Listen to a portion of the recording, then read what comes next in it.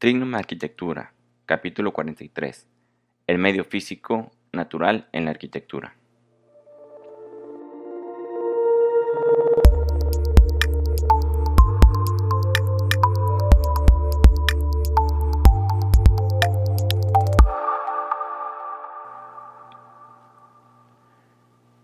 Hola, bienvenidos a Trignum, el podcast en el cual te daremos técnicas, tácticas y herramientas para que logres llevar a cabo el proyecto de tu vida.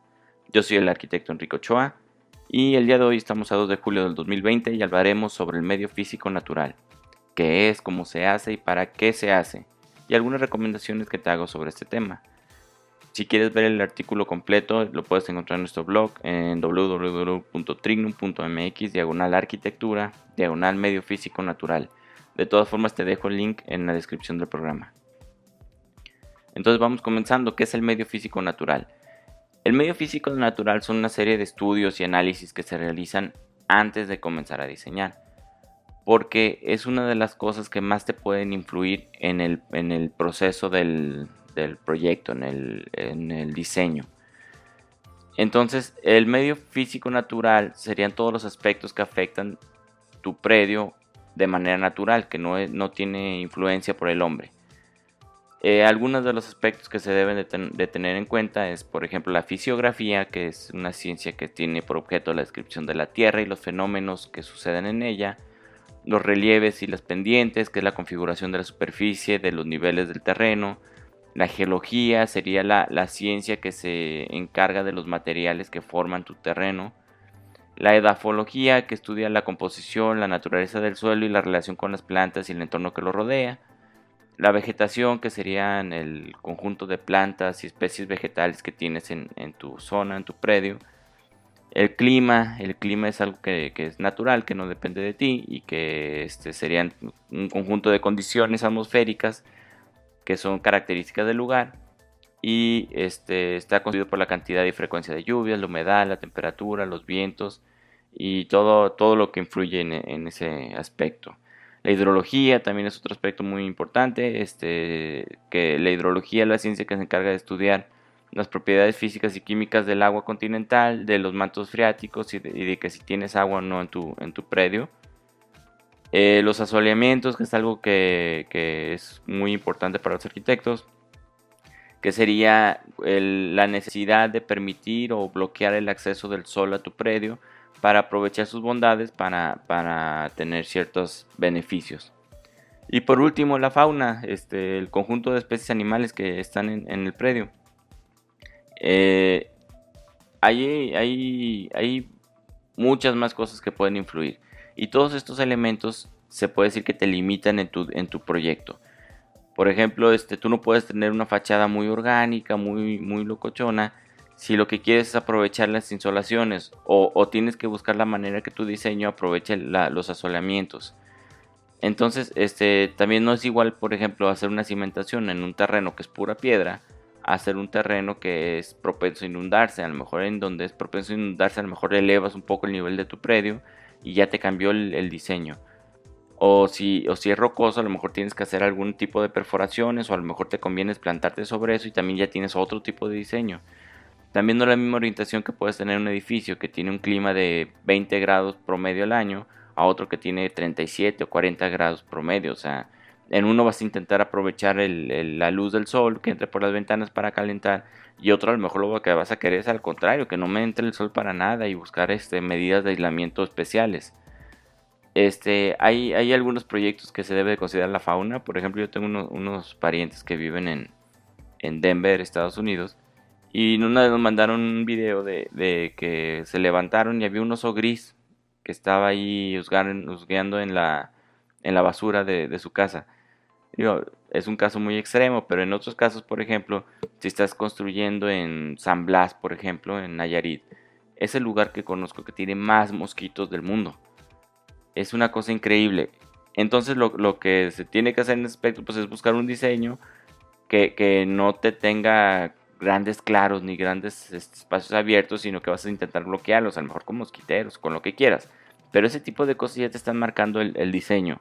Otra cosa, por ejemplo, de que puede ser fauna, es en Melaque. Una vez me tocó trabajar en Melaque. En Melaque hay alacranes a más no poder, o sea, hay muchísimos alacranes. Entonces a lo mejor existen ciertos métodos que puedes hacer para que los alacranes no tengan nidos dentro de tus edificios. Estos, a lo mejor no puedes dejar algunos recovecos, no puedes dejar espacios huecos, a lo mejor todo tiene que ser más sólido. Son ese tipo de cosas las que te pueden influir el medio físico natural, entre muchas otras cosas. O sea, pueden ser mil cosas las que te afecten. Y esto es bueno. Yo pienso que entre más más información tenemos, tu proyecto se va haciendo más, se va limitando, se va limitando, se va limitando, y se va haciendo un proyecto que tiene las características del lugar. Si combinas el medio físico natural con el medio físico transformado, eso ya te va a reducir muchísimas las posibilidades, y entre más reduzca las posibilidades es más fácil llevar un diseño que sea funcional, que sea bueno, y que represente el lugar en el que estás. Entonces yo creo que es bueno que todo te vaya influyendo. Que si el asoleamiento, pues írale para acá. Que si los vientos dominantes, pues ábrele aquí. Que si la humedad, pues hace esto. O sea, todo ese tipo de cosas te van influyendo en tu proyecto. Entonces, ¿cómo se hace el estudio del medio físico natural? Hoy en día, la mayoría de los lugares de los países desarrollados existe alguna dependencia, parte del gobierno, que se encarga de analizar todo este tipo de cosas. Aquí en México existe algo que es una dependencia que se llama INEGI o el IIEG. Supongo que en cada país existe su equivalente, pero pues como yo soy de México y solo he utilizado el INEGI, el de México, pues es suficiente. Estas dependencias tienen unas cartas, unos planos, tienen análisis de prácticamente cualquier población, de cualquier municipio del país. Entonces, entre las cosas que tienen sus fichas, le dicen ellos las fichas o las cartas del INEGI, tienen el clima, tienen historia, tienen el medio ambiente, tienen la población, la cantidad de habitantes, a qué se dedican en su mayoría, tienen estudios de la topografía y de las características del lugar, de la vegetación, de la flora, de la fauna. Prácticamente todo lo que necesitas lo puedes encontrar ahí. Pero aún así, no hay nada mejor que ir y pararte en el terreno, ver el sitio, estar ahí en el espacio, ir con el vecino y preguntarle, oye, fíjate que vamos a construir aquí al lado, ¿qué onda? ¿Qué me recomiendas? Se inunda mucho aquí, hace mucho calor, hay mucho polvo, hay animales, todo ese tipo de cosas. No hay nada como estar ahí. Y si una persona que está ahí y que ha vivido ahí durante más tiempo, a lo mejor tú puedes decir, ah, mira, fíjate que yo la regué porque a lo mejor debí de haber metido ventanas más chicas. O a lo mejor al revés, ah, no, fíjate que más grandes. O tal vez, ¿sabes qué? Lo que sí te recomiendo es que pongas muchas protecciones porque aquí están robando mucho. Entonces, todo ese tipo de pequeñas cosas que probablemente no te hubieras dado cuenta, no las puedes saber hasta que estés ahí. Digo, a lo mejor puedes estar parado en el terreno y ves enfrente y a lo mejor tienes una vista espectacular de la ciudad, una panorámica del bosque, de lo que quieras. Y cómo vas a saber si no vas y no te paras en el predio. Entonces, puedes ir al pueblo, puedes ir al centro del pueblo, platicar con la gente, oye, pues fíjate que sí, y todo ese tipo de cosas. A lo mejor eso de ir a analizar el pueblo y todo eso ya es del medio físico transformado. Pero muchas veces puedes encontrar muchos tips, muchas maneras, muchas como ideas de qué de qué caracteriza el lugar. Y entonces, pues no hay nada mejor que ir a hacer eso. Si puedes quedarte un día, 2 días, pues es ir y conocer el predio. Inclusive, si no es fuera de tu ciudad, si es si es dentro de la ciudad que conoces y que has vivido toda tu vida, de todas formas tienes que ir al predio, tienes que ir al lugar, tienes que ver a los vecinos, tienes que ver la zona, tienes que ver las vistas, tienes que ver todo. Digo, a lo mejor muchas cosas no cambian. Por ejemplo, el clima pues es el mismo si vives ahí o vives en la colonia de al lado. Pero a lo mejor el problema del agua, a lo mejor vas a tener que hacer algún tipo de, este, de retención de agua, no sé, o sea, puede haber muchas cosas. Entonces, y cada colonia, cada calle tiene su personalidad. Entonces tienes que ir a cada zona, tomar nota, hacer sketch, hacer fotos, documentar, preguntar y extraer toda la información que puedas del predio. Entre más información tengas, mejor, o sea, menos probable de que tengas un error de diseño vas a tener. Entonces, ¿cuándo se debe hacer el estudio del medio físico natural? Siempre, siempre tienes que ir, siempre tienes que analizar. No importa si conoces la ciudad, no importa si cobraste mucho, si no cobraste para la gasolina, no importa si cobraste poco, tienes que ir, ver el predio. Y claro, que entre más desconocido sea la zona donde vas a trabajar, pues con mayor razón tienes que ir y más trabajo te va a costar. Si es dentro de la ciudad que conoces y que vives, pues a lo mejor puedes ir y dar una vuelta y ya conoces el clima, ya conoces el, el, los asoleamientos, ya conoces pues prácticamente todo, nada más de todo tienes que ir y ver a ver qué otra cosa del medio físico natural puede influir en mi proyecto. Te voy a decir, por ejemplo, en una ocasión un cliente me habló para decirme que compró un predio y que quería hacer un predio ahí, un proyecto ahí, un fraccionamiento. Entonces cuando fui a ver el proyecto, vi que el terreno se encontraba unos 3 4 metros abajo del nivel de donde pasaba el colector de la calle. Y la pendiente la tenía en contra de la calle, o sea que la parte del fondo todavía estaba más profundo. Entonces, a la hora de pues, hacer los análisis, los estudios de cuánto me va a costar a mí bombear el agua desde la parte más baja hasta la parte más alta, o cuánto nos costaba levantar el predio para que llegara al nivel que necesitábamos, pues era inviable el proyecto. Entonces, en otro proyecto también me tocó un cliente, me dijo, oye, fíjate que compré un terreno y que estaba baratísimo y ve a verlo para ver qué podemos hacer. Y a la hora que fui, pues vi que pasaba un arroyo a medio terreno. Y a la hora que ves que pasa un arroyo, eso es garantía de que vas a tener una restricción por parte de la Comisión Nacional del Agua y que no te van a dejar hacer absolutamente nada por ese cauce natural. Entonces, a la hora que chequé el plan, pues sí, prácticamente el 80 al 90% del predio te quedaba comido por el arroyo. Y pues obviamente la Comisión Nacional del Agua nunca les dio el permiso y pues nunca pudieron hacer nada. Entonces, ese es otro ejemplo. Eh, Otro caso, al contrario, por ejemplo, un cliente que tuve compró un terreno. Y ahí lo dejó, digo, lo compré de inversión, luego lo construyo y lo vendo, a ver cómo me va. Y ya lo compró, pasaron 3 4 años y cuando volví al predio para hacer el levantamiento para el proyecto, me di cuenta que en la parte de atrás, a espaldas de su casa, hicieron un lago gigante precioso con jardines, súper bonito, que pues, prácticamente se veía desde la planta alta de la casa. A la hora que le conté, el cuate pues le encantó la vista que tenía, entonces hicimos un proyecto, pero el proyecto estaba enfocado a dar vista hacia ese lago. Entonces, si te fijas, es algo, digo, tal vez fue medio físico transformado, pero bien pudo haber sido la playa, pudo haber sido el cerro, pudo haber sido el bosque, pudo haber sido una barranca, lo que se veía a espaldas del predio, pero hasta que vas y lo ves, pues te das cuenta de si vale la pena o no vale la pena. Entonces construimos una casa padrísima que tenía vistas hacia estos jardines.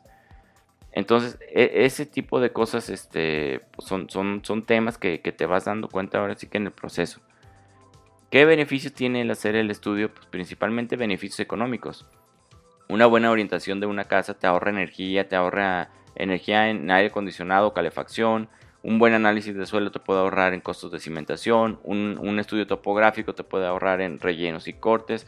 O sea, el analizar todo esto como debe de ser te da muchas ventajas.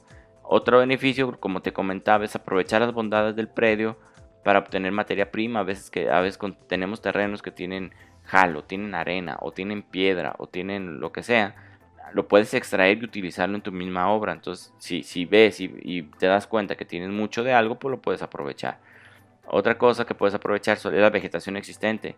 Si tienes un árbol muy padre, muy bonito, pues es aprovechar el árbol, dejarlo y hacer el proyecto alrededor del árbol o de los árboles o de lo que tengas. O a lo mejor tienes una piedra gigante.